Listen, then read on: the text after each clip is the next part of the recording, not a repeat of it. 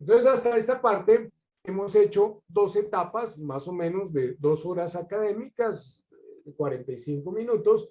En la primera etapa nos dedicamos a comprender como el carácter integral de la gestión de riesgos. Hemos hecho las explicaciones del CIAR, de las normas, de la actualización, del contexto, de los riesgos asociativos, de los riesgos que no están en ninguna circular, pero que nos tocan en el día a día, y hemos tenido oportunidad de ver algunos elementos de contexto. En esta segunda parte pudimos abordar ya en propiedad problemas contemporáneos de nuestras empresas, definición del riesgo, y al lado de la definición del riesgo, pues pudimos ver la interacción de todo el CIAR y cómo no es que solo nos actualicemos en SARLAF, que es el propósito desde luego de este curso, sino que hay que comprender cómo tenemos otros compromisos, cuál es la responsabilidad del comité de riesgos, cuál es la estructura organizacional adecuada que debemos tener y cuáles son las funciones de la persona responsable de la prevención del riesgo de lavado de activos, financiación del terrorismo y financiación, ¿no? Evitar la financiación en la proliferación de armas masivas, de armas de destrucción masiva. En la siguiente etapa, en la tercera etapa, vamos a hacer un recuento de las etapas, cómo identificamos, medimos, controlamos y monitoreamos el SARLAF en una entidad como la nuestra, en una entidad de primer grado de supervisión. En la tercera parte de nuestro curso de actualización en SARLAF, vamos a detallar cada uno de los componentes de las etapas que hemos venido aprendiendo de identificación, medición, control y monitoreo. Como lo hemos expresado anteriormente, estas etapas son continuas en cada uno de los riesgos expuestos en el CIAR. Y también, como lo hemos dicho anteriormente, la idea es que pensemos en la actualización de nuestro manual SARLAF y de incorporar en esta actualización los ajustes de la circular que tienen que ver con cada una de estas etapas. Vamos a empezar con la etapa de identificación. Lo que tiene que hacer un fondo de nuestra categoría en términos de la identificación del riesgo o las variables que tienen que ver con la identificación. El SARLAF debe permitir a las organizaciones solidarias vigiladas identificar los riesgos de lavado de activos y financiación del terrorismo inherentes al desarrollo de su actividad, teniendo en cuenta los factores de riesgo referidos en el capítulo 5 de la Circular Básica Jurídica. Dice la norma que en todo caso, la etapa de identificación del riesgo de lavado de activos y financiación del terrorismo deberá formar parte del proceso de planeación estratégica, definida por la organización y alineada con los objetivos estratégicos que se proponen alcanzar.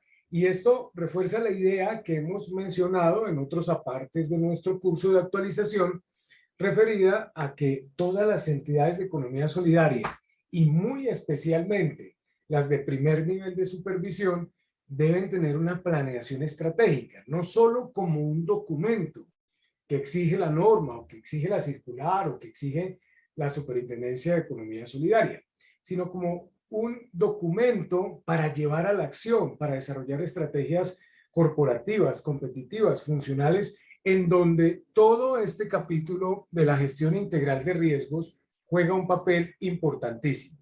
Entonces, la etapa de identificación, esta primera que estamos trabajando, debe formar parte del proceso de planeación estratégica. Definida la planeación estratégica en la organización, pues debe estar alineada con objetivos estratégicos. El sistema de prevención del SARLAF se debe alinear con los objetivos estratégicos, con el buen gobierno, con el código de ética y buen gobierno, o con el, hay algunas entidades que tienen un manual de gobierno corporativo. Y en esta etapa se debe realizar la identificación y evaluación de los riesgos de lavado de activos o financiación del terrorismo, previamente al lanzamiento, uso, modificación de cualquier producto o de nuevas prácticas comerciales, incluyendo nuevos mecanismos de envío, la incursión en nuevos mercados, la apertura de operaciones en nuevas jurisdicciones, la utilización de nuevas tecnologías y el lanzamiento o modificación de nuevos canales de distribución. Entonces, esto también está hablando de la integralidad del CIAR, de la integralidad de los sistemas de riesgos. Y especialmente aquí lo verificamos cuando hablamos del lanzamiento de nuevos productos, de nuevos servicios, de prácticas comerciales, de nuevas jurisdicciones, nuevos mercados, nuevas entidades patronales, pues estamos hablando del riesgo de mercado. Cuando hablamos de la utilización de nuevas tecnologías, también estamos hablando del riesgo operativo.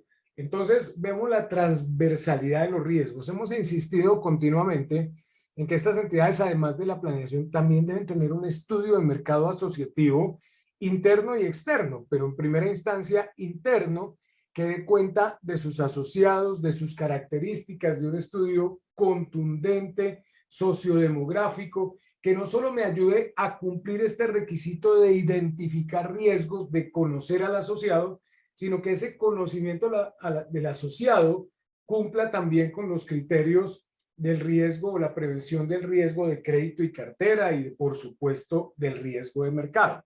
Cuando en otra ocasión hagamos una actualización del riesgo de mercado, vamos a ver que la superintendencia está exigiendo un gran estudio de viabilidad, de posibilidad, de prevención integral de riesgos cuando la entidad vaya a incursionar en nuevas prácticas, en nuevos servicios, en nuevos mercados o en nuevas jurisdicciones.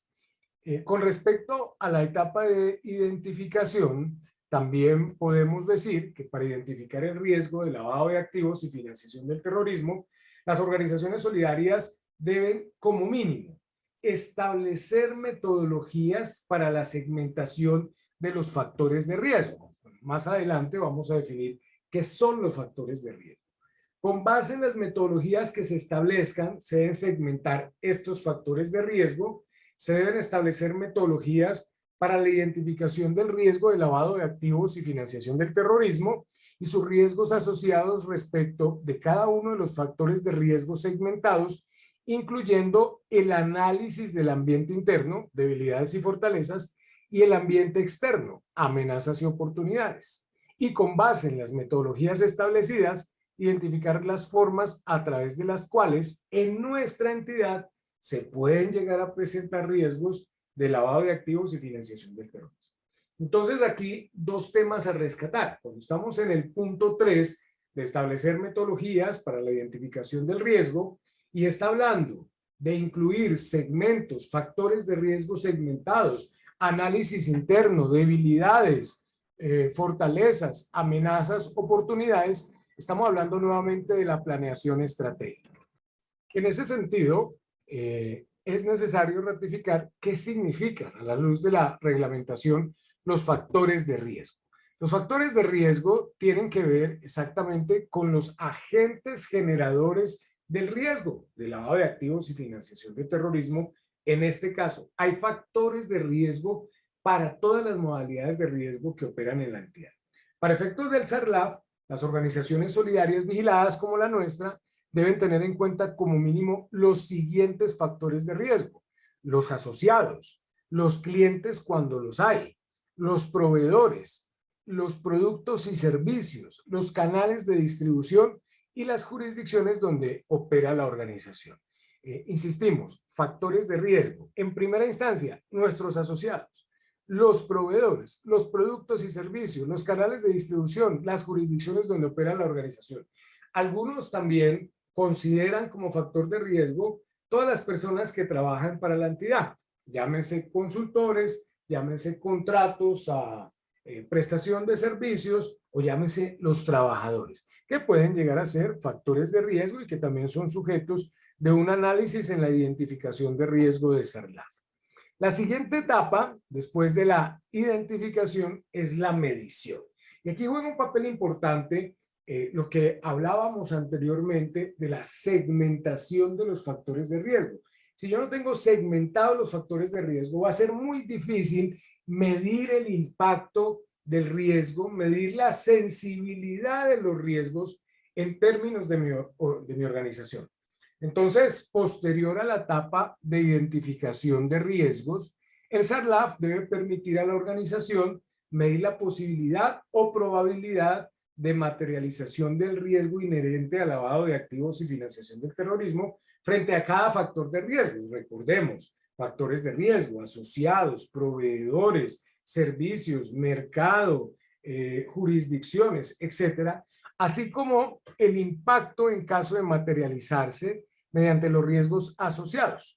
Es discrecional de la entidad definir los criterios de medición, o sea, nosotros mismos tenemos que definir los mecanismos de identificación, de segmentación, por ejemplo, de los factores de riesgo y de medición. Y es allí donde juega un papel importantísimo, no solo el oficial de cumplimientos, sino una junta directiva empoderada con todos estos elementos de riesgos y también un comité de riesgos que no solo para el caso de Sarlaf, sino para todos los riesgos, tenga la posibilidad, tenga la probabilidad, tenga la tarea de asignar todas estas metodologías de medición, identificación, segmentación, seguimiento, organización, actualización del manual, actualización de las políticas. Bueno, un poco lo que definimos en las etapas anteriores de este curso. Como resultado de la etapa de medición, las organizaciones solidarias deben estar en capacidad de establecer el perfil de riesgo inherente al lavado de activos de la organización y las mediciones agregadas por cada factor de riesgo y de riesgos asociados. Entonces, pues aquí tenemos riesgos asociados, ya lo habíamos dicho anteriormente, por ejemplo, el riesgo legal o por ejemplo, el riesgo reputacional. Pero un elemento importantísimo, y volvemos a insistir, más allá del SARLAF, para todos los riesgos, es que el comité de riesgos debe definir el perfil de riesgo de la entidad. Para medir el riesgo de lavado de activos y financiación del terrorismo, las organizaciones solidarias, nuestro fondo de empleados, debe establecer metodologías de medición a cargo del comité de riesgos, con el fin de determinar la probabilidad de materialización del riesgo y determinar cuál sería su posible impacto frente a cada uno de los factores de riesgo y riesgos asociados. Después de la identificación, medición, control y monitoreo, tendremos que desarrollar otras acciones que no solo identifiquen, midan, sino que nos permitan deducir el impacto de los riesgos en la entidad. Vamos a entrar a la tercera etapa, que es el control. En la etapa de control, las organizaciones solidarias deben dar respuesta al riesgo identificado, medido o analizado, es decir, deben adoptar las medidas conducentes para prevenir y controlar el riesgo. Recordemos que especialmente en materia de SARLAF nos movemos en el ámbito de la identificación y el control. La identificación y el control nada más. Quien juzgue, persiga, pida documentos adicionales, pruebas materiales, etcétera, pues ya le corresponde a los organismos de vigilancia y de control del Estado. Para controlar el riesgo en nuestra organización se debe como mínimo establecer metodologías para diseñar las medidas de control del riesgo de lavado de activos y financiación del terrorismo y aplicarlas sobre los riesgos identificados en cada uno de los factores de riesgo y riesgos asociados.